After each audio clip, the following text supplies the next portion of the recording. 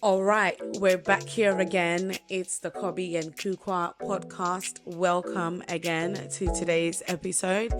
If you haven't subscribed to our YouTube channel, I would kindly ask you to do so. If you haven't been sharing, liking, or commenting, please do so. It does help the visibility of our podcast. And I know week after week you've been blessed. So let's share the word so that others can be blessed. 100%. Also, 100%. yeah. And we're back again. And the question for the day is, I'm going to read it. It's For someone the week. for the week. Ooh, day. Yeah. So the question for this week, this is coming from someone on Instagram, and it goes like this.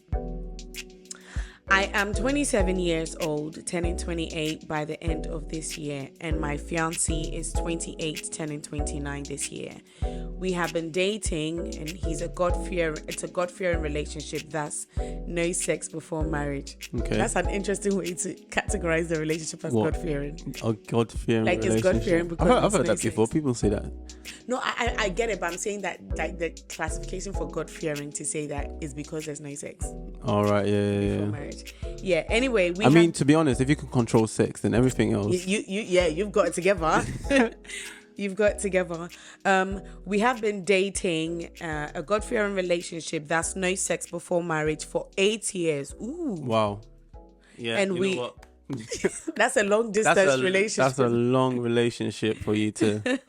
Yeah. He and his family came to do the knocking for my hand in marriage last year. Okay. And we are preparing for the marriage ceremony in That September. sounds good so far. I'm wondering where the twist is. The problem is, Oh, he here we spoke go. too soon. The problem is, after we completed our undergraduate studies, we both applied for different medical schools in 2018, and I got in, but he didn't get in the same year.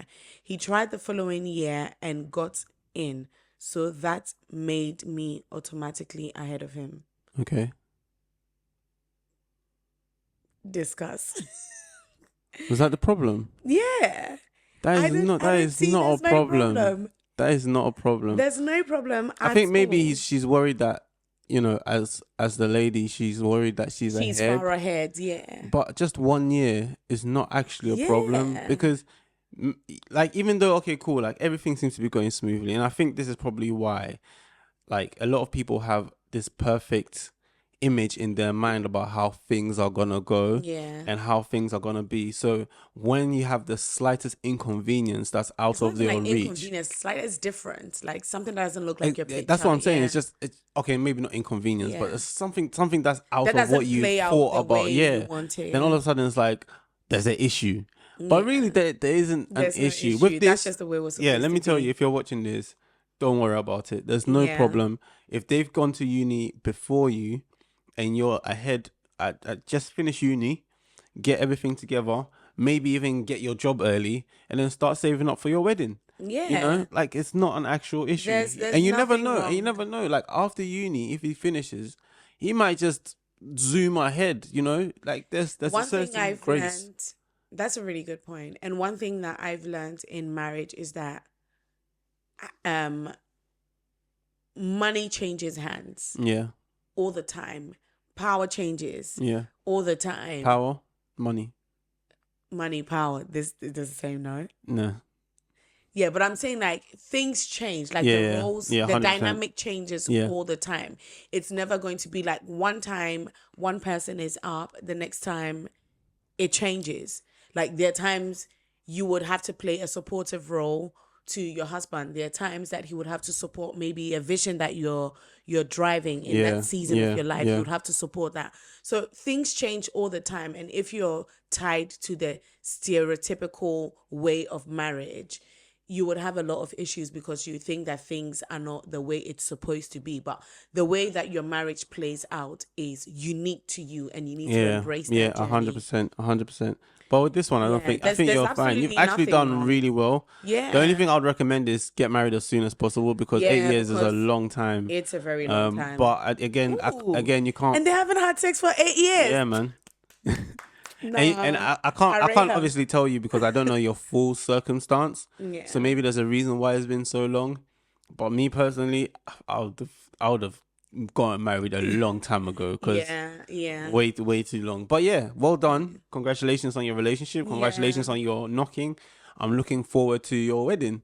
And You're maybe just looking forward message, to it like you've yeah, been just invited. message us again, and then maybe we'll have a look at how it goes and stuff. Anyway, so Yeah. we're going to get straight into today's topic for discussion. And today we are talking about comparisons. Yes, comparison. How comparison can be a good thing or a bad thing, I Yeah. think. Sometimes comparison is good, as in like you need to look at someone. When you're drawing inspiration. Exactly. But I feel like nowadays comparison is doing the opposite of what is actually supposed to be like. And I feel like sometimes it can start from when you're younger. You know, when your mom comes at you, like look at your friend. You see how he's doing. Look, you can't even. Your mates are getting married. Look at you. I think in the African community, it's not even Yeah. before that. Yeah. When I went to this house, he was washing the dishes. You don't wash the dishes. You know, like just little things that makes you hate comparison. Yeah. Do you know what I mean? Like I used to dislike it when my mom used to do that. You know what? Today, just this morning, I was on social media and I saw something on Instagram, and the apostle was preaching, and he said, so for example, you have a husband that's like very sluggish and laid back and seems to be very lazy. Yeah. He doesn't wake up early. He's just not being. Do I wake up early? Yeah, you do. Generally, you do. Do I? Doesn't feel like I do. I mean, if you're waking up at early hours, then I would say comparatively no. But I think generally you wake up in good time. Okay, fair enough. Yeah. Anyway, so he was just saying that you might have a husband like that, and if you always go to him saying, "Oh, like men your type," or husbands are supposed to be up early, and why are you still sleeping at 10? You're gonna be crushing him. He said what you should be doing instead, and I think it was a very good way of addressing it, is, "Oh, babe, it's 10 o'clock and you're up early today. There's some men out there waking up at 12 and you're waking up at 10.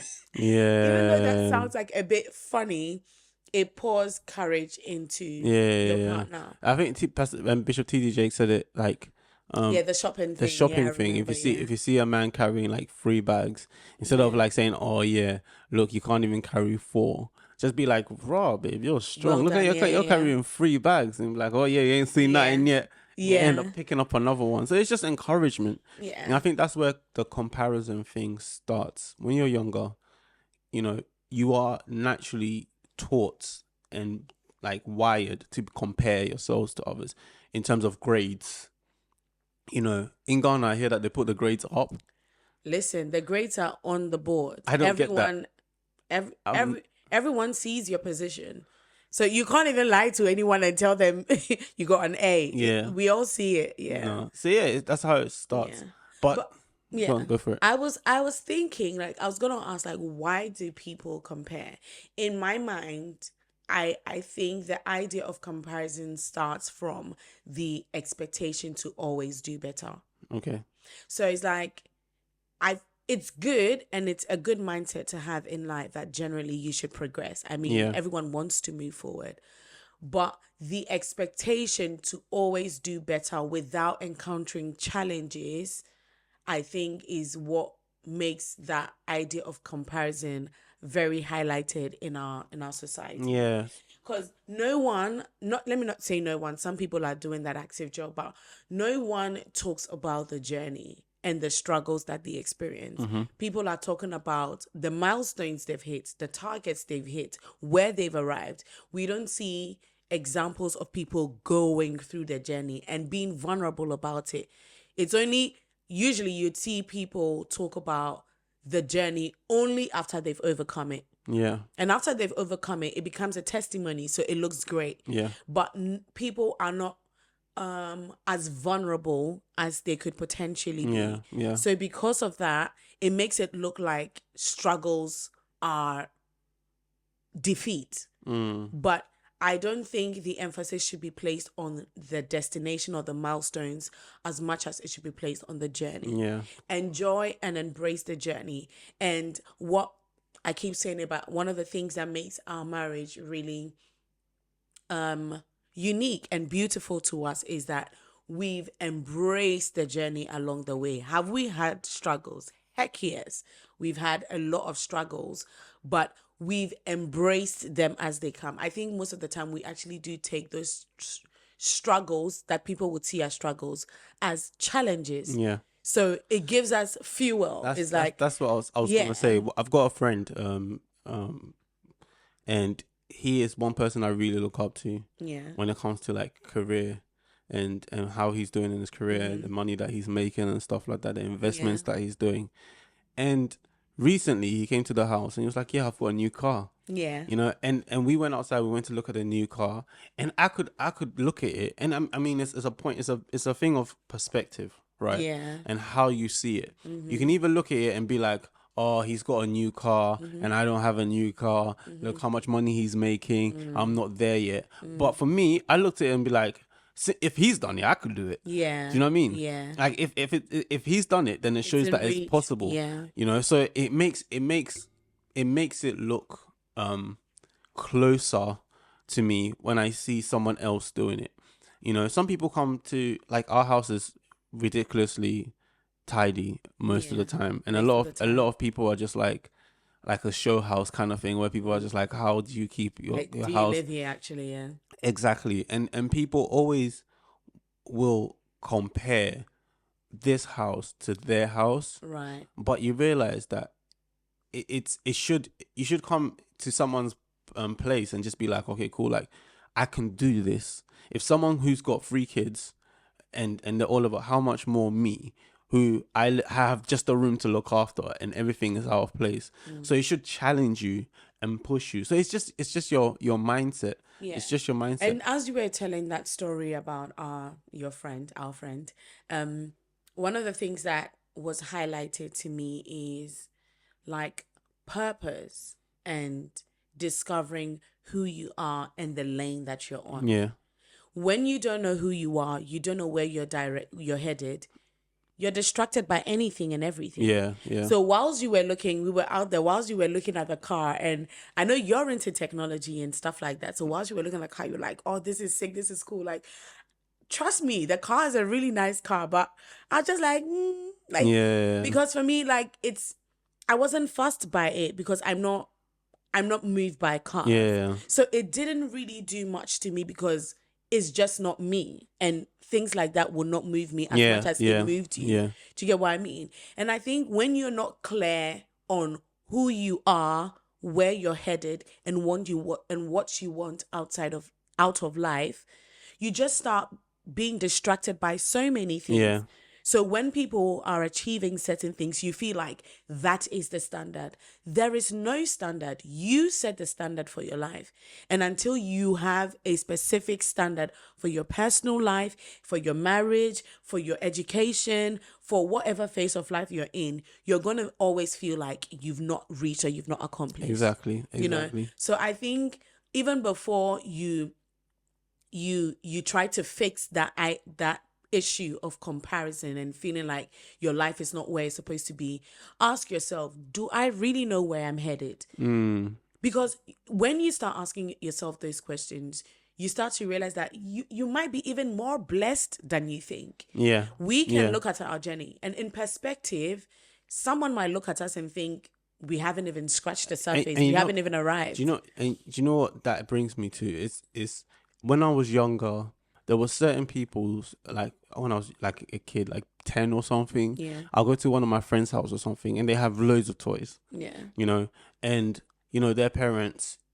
My parents weren't as established in the UK by that time because we came from Ghana, and we started ministry. My dad started ministry and all of these things, so we weren't as established as people who have been here for years, who have jobs. So I'll go to some of my friends' house and they have like toys and they have all the activities, they have the PlayStation and everything, and I didn't have any of that, and I remember coming back home sometimes and the only toys I had were like the McDonald's toys. That we had loads and loads of McDonald's toys. Once in a while we get toys for like Christmas or something, and I'd be upset. I'd be upset. But when I'd go back to Ghana or something, or someone else's house who has not got what I've got. Then I'll come home and I'm just like, oh, I just love myself. I love my home.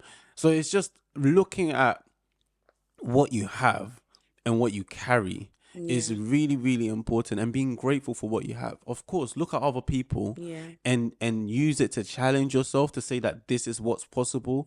But at the same time, be happy about where you are, because someone somewhere else is comparing.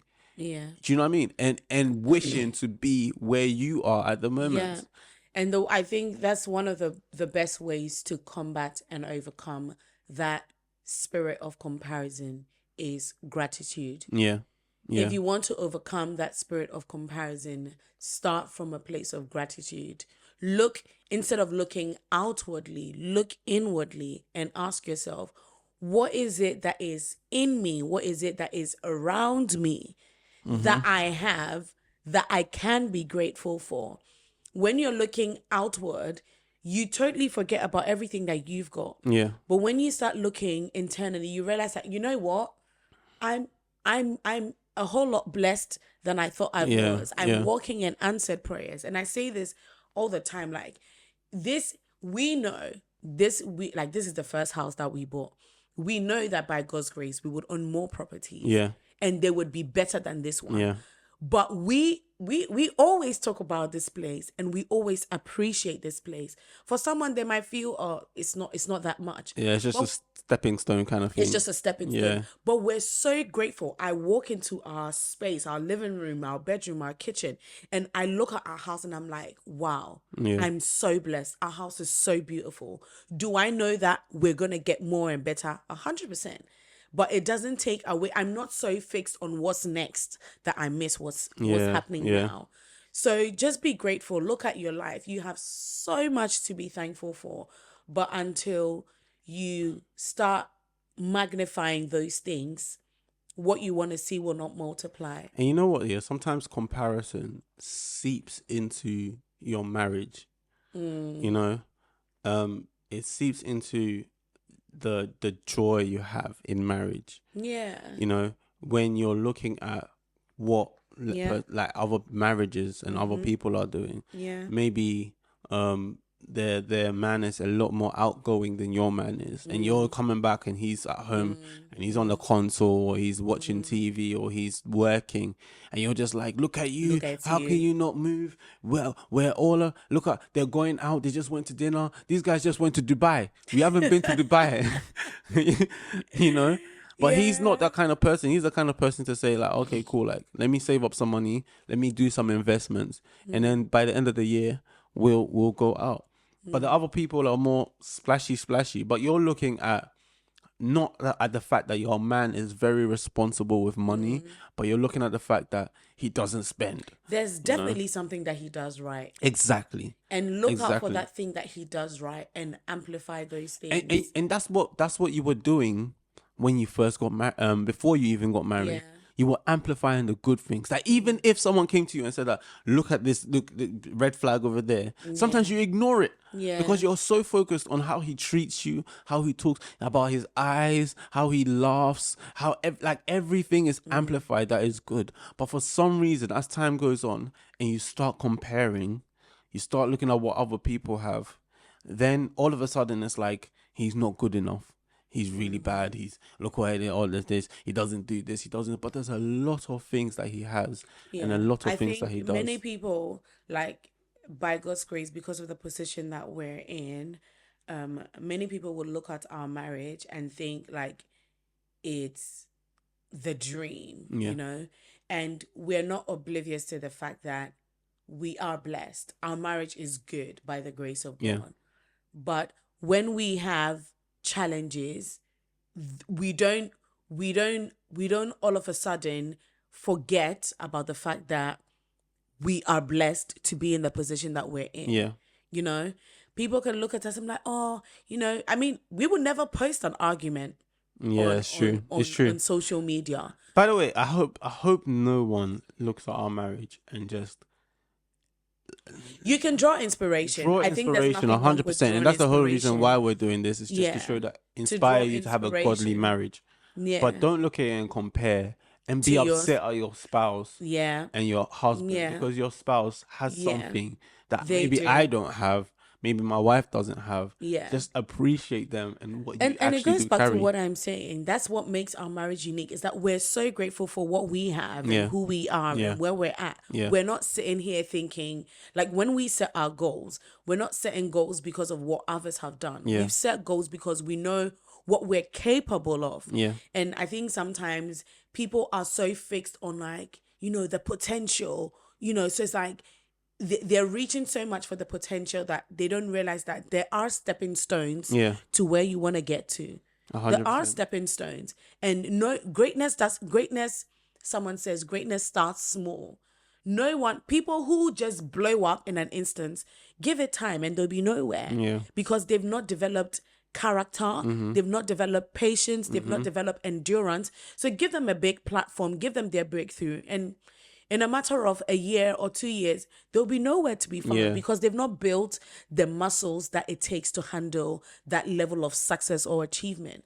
So instead of waiting for that bang, like instantly you want your marriage to work or you want your life to be fixed together, ask yourself, what are the things that I can do on a daily basis? Yeah. It might be little things. Like, personally, I've told myself I need to start going to the gym. Right? Yeah. And it's not because like I'm obese, or like I'm not to say like obesity is the reason for going to the gym, but I've realized that for where I want to get to, there are little things like keeping fit. Yeah. If I'm going to rely on my body to accomplish what God has asked me to do, then I need to make sure that my body is in good shape. Yeah. And I know going to the gym also has something to do with the mind. Instead of me to say, oh, how can I get, motivation? How can I start thinking wild and start thinking big? I know that little things like exercise could also help my thinking and Yeah. my Yeah. mindset. So it's little things like that. You don't always have to start with the big things. Start small, start where you are. And before you know it, you look back and you realize, wow, I've actually come a very long way. 100%. Yeah. I just got a question for you. What? Yeah.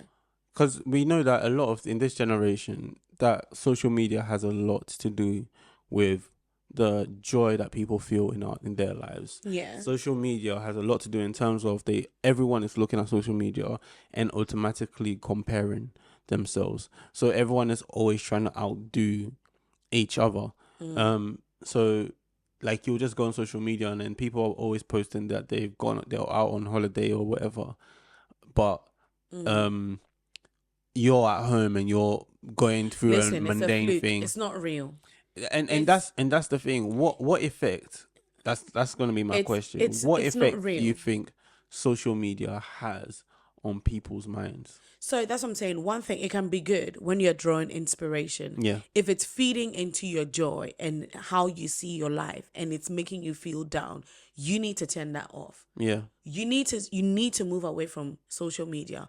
Do you not see that every time you go online, it fuels that depression, that lack, that absence, that non-accomplishment that you Yeah. feel? Discontentment. You need to turn it off and live in real time, because social media is so crazy, because you have access to people that in real life you may never see in your lifetime. And you think because you have access to them on social media, they're your mates. Yeah. But had it not been for social media, you would never see these people in your life. You would never even be exposed to that level of success. Yeah. And it's so dangerous, because by the hit of your finger, you're exposed to so much that you think it's here and now. They have posted a 1 minute video out of 24 hours in the day. Yeah. You have no idea what happens behind the scenes after those 24 hours when they've posted that 1 minute video. You know what? And that's the thing. As a pastor, Yeah. sometimes like I see that other pastors looking at, other people's churches, Yeah. and then like their churches are really big and they're grown, and it's like so much, and then you start thinking and comparing the way they preach to the way you preach, and you're just like, I need to preach like them. People come to church but then you change the uniqueness, and that's one thing that you always, if you compare and you try to make yourself like someone else, Mm-hmm. you always miss out on the uniqueness that God has put into you. Yeah. You know, when you're trying to, God has made you into a certain way and has made you in a certain to go a certain path, and all of a sudden you're trying to force a different path because you're looking at someone else's path to say, oh, this is how I want it, this is what I want. You'll miss out on the souls that maybe God wants you to save due to your uniqueness. Or maybe your path may take a while and then all of a sudden your church booms. Or maybe it grows steadier, but you'll get past that number that you were looking at. You never ever know. So I feel like social media, firstly, it can be manipulated very, very easily. You can do camera angles, you can edit it, you can do It's all not of all these real. things. It's not always like It's not all real. I've been invited to certain churches on social media that looks so good, and then when Yeah, you go, in it's not like it person. was bad or anything. The word was good, everything was Yeah. good, but the amount of people that were there was amplified. They was Yeah. cut in certain angles. Yeah, You know, the excitement was all shot and all put on social media. You know, that they look really exciting, and all of these things are put in place, but it's all been manipulated in a certain way. So don't always put yourself in a position where social media like is your mindset, and everything that is there has When to you be talk your life. about uniqueness, I was listening to a message yesterday actually, and the preacher was saying that, there's the scripture that talks about all of creation earnestly awaits the manifestations of the sons of God. And he related that to our uniqueness. All of creation is waiting for Kobe to manifest as Kobe. There is a space in creation that only you can fill. And until you become you, authentically you rob all of creation from the experience of Kobe, the Kobe that you are meant to be. And what we do when we compare is that we're spilling spaces that we were not assigned to fill in the first There's a gap in the market. That you create a gap, and what creation has to benefit from you as a person, the unique person that you are, they don't get it. 100%. So it's very, and the hands can never do what the feet do. The eyes cannot do what the head does. Even your fingernails have a specific purpose. And if they are not acting or they are not doing what they're supposed to do, your whole body can get affected. And until you bask in it and you really enjoy the fact that I'm uniquely created as this person and it serves a purpose, you'd always be thrown away by what's next and what's happening around you. And that's where depression sets in. I've got another question. This is for you personally. All right. So we know that comparison can be either good or bad depending on how you focus on it. Obviously, in order for us to have a good and successful marriage, you have to compare yourself to what you feel like a good marriage is. All right. Who is your standard? That's my question. It sounds very Christianese, but the word of God is my standard. The Bible is my standard. And I think the only reason why, unless you're asking of people that I draw inspiration people from. that, like, for example, if you ask me who do I look up to in terms of ministry, so like for me, I'll speak about people like Bishop Clement, Bishop Taki, I'll speak about Dr. David, Bishop Dag, and all of these other great men of God, and I'll look up to them and be like, okay, cool, this is what's possible. It's not like I'm bringing myself down, but I look up to them and I say, okay, cool, this is the standard that I want. And in the same way with marriage as well. So with marriage, I draw inspiration. I've already spoken about his mom, who is my spiritual mother. Well, my mom. Your mother-in-law. Okay. I was going to say your mother-in-law. My mother-in-law. When it comes to marriage, there's a way she models. Like I feel like I've been saying that sometimes I feel like she's been called to be a mom. Like she's modeled the role of a mother, the role of a wife in certain regards that I know I'm lacking in. So there are things like the way she handles her marriage. I draw inspiration from it because there's so much wisdom, and it's not even by asking questions, it's just by observation. Yeah. Because she's married to a very great man. Yeah. Who's been called to a lot of things, and I use that as the guide to navigate certain challenges that we have in our marriage. Of course, Mama Dora, Bishop Taki's wife, Yeah. she is the inspiration, and also Pastor Eva, one of the lady pastors in our churches in the UK. I draw so much inspiration for her because she models it with class and grace Yeah. in a very beautiful way. Excellence. Yeah. And I just love her so much. So yes, I do have people that I draw inspiration from when it comes to marriage, and I do have people that I ask questions when I have any challenges. But generally, when it comes to the standard, the Word of God is my standard. You know what? Yeah. Okay. Yeah. The Word of God is all of our standards. Let me not sound unspiritual by not saying that. The Word of God is all of our standards. Yeah. I have different aspects, just like you do. I think there's been like 3 people that have really, really inspired me and has had like an impact on the way I do things in my marriage. The first one is my father, of course, who's really, really disciplined.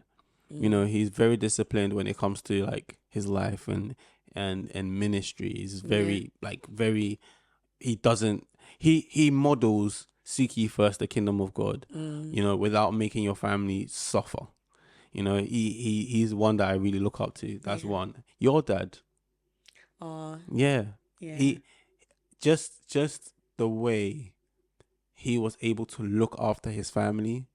Because I remember your mum was in the UK for a while. Yeah. And your dad was the one who was cooking, cleaning, doing everything. Yeah. Every time I'm doing something like that, I have him in mind. And I always thinking like, look at me, uncle. Do you know what I mean? Yeah. So he is one of the people that I always think like, you know, like when I'm cooking, when I'm cleaning, when I'm making sure things are in place, and you know, some of the romantic things I do for you, and I'm just thinking like about him. He was a very good man. All round. Exactly. A very good man. And then thirdly, which will be weird for you to say, Pastor Sauce. Is it? Yeah, 100%. How? I remember when we went to Ghana, and this guy is such a good guy, man. He is such a good guy. He's really humble. Listen. Really down to earth. We went shopping with Pastor Sauce and his wife and you as well. We went out and you girls went to a shop and you were like, yeah, we'll be 10 minutes. So you went into the shop and you were there for like 45 minutes.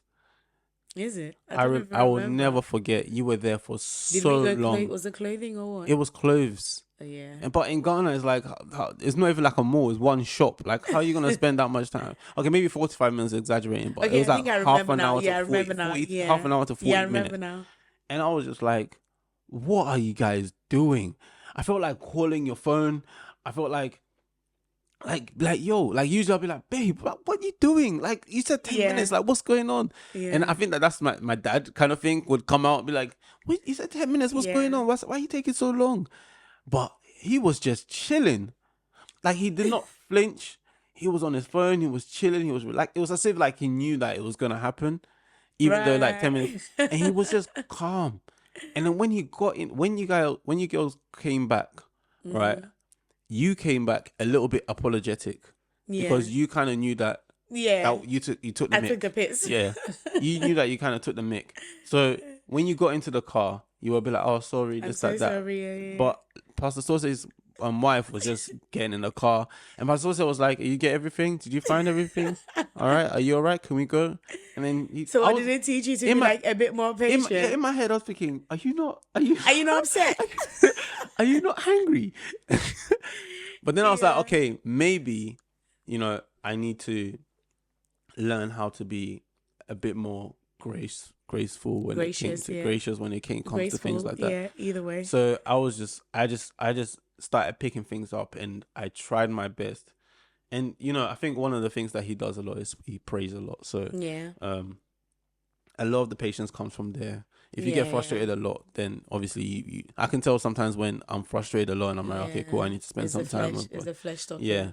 So like he really, I really picked up with that, and I was automatically I was like, how do I get what he has? Do you know what I mean? It didn't make me envious. The comparison made me think, challenged me to how can I do that? Yeah. So immediately I started praying for more patience. I started being more intentional about being quiet when it came to certain things, like little things like that. So with my marriage, I mean, obviously you have people that you have the standard with ministry, when it comes to finances, when it comes to all of these things, you have different people.